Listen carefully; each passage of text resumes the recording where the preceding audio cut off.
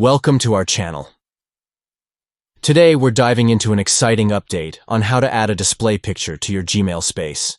It's a simple process but can really personalize your space and make communication more engaging. So, let's get started. First, grab your Android device and open the Gmail app.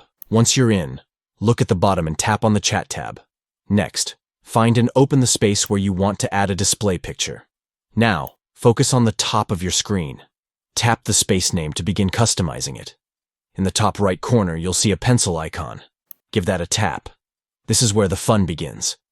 Now, look for the emoji icon and select it. Here's where you can unleash your creativity. Browse through the available emojis and choose the one you want to use as your display picture. Once you've made your selection, don't forget to hit Save at the top right. And there you go. You've successfully personalized your Gmail space with a display picture. Thanks for joining us today. If you found this video helpful, make sure to like, subscribe, and hit that notification bell for more tips. See you next time.